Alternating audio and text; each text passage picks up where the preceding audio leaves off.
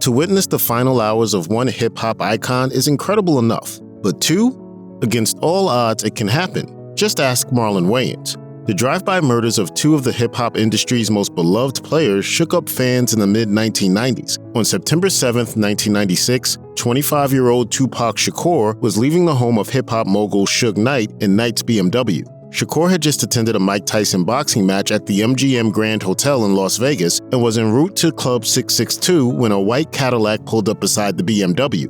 Moments later, the car driven by Knight was struck by a hail of gunfire. Shakur was hit 4 times. The rapper was rushed to the University Medical Center where he underwent multiple surgeries before dying on a respirator a week later.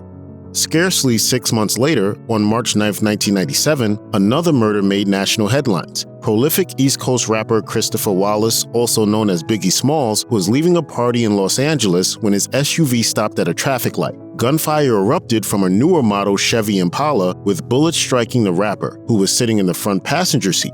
The 24-year-old was rushed to a local hospital where he was pronounced dead after emergency surgery.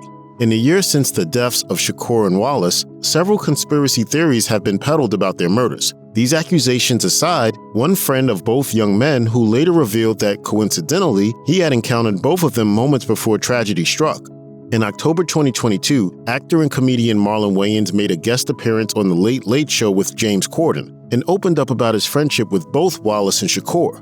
Wayans was an avid fan of both men's music and was lucky enough to see both of the late hip-hop giants share the stage at the Glam Slam nightclub in Minneapolis. Wayans mentioned how Tupac and Biggie Smalls were actually friends before the East Coast-West Coast feud erupted between the rappers. Fast forward to March 1997. Wayans was at a party for Vibe magazine in Los Angeles when he bumped into Wallace.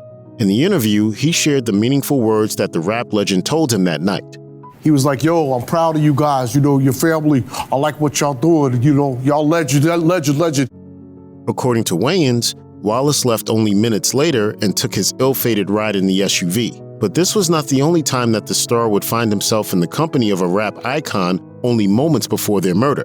Wayans also revealed that he was in Las Vegas the previous September when Wallace's friend turned adversary, Tupac Shakur, had been gunned down. Wayans was much closer with Shakur, having worked with the hip-hop artist on the set of the 1994 film Above the Rim. During his interview on The Late Late Show, Wayans mentioned that he and Shakur had a mutual friend in common, actor Omar Epps. Epps had shared the screen with Shakur several years earlier in the 1992 film Juice. On the night of September 7, 1996, Wayans was at the Luxor in Las Vegas when he bumped into Shakur. He and Epps approached Shakur, with Wayans embracing him in a hug. I saw him 20 minutes before, went and gave him a hug, said, I love you, brother, good seeing you. Wayans said that shortly after they ran into each other, he and Epps got into a taxi. Apparently, Shakur was surrounded by people, but was looking over their heads at Epps and Wayans. He was looking at us like, I wish I could get in that cab with y'all, but he got in that BMW, bop, bop, bop. 20 minutes later, he was shot.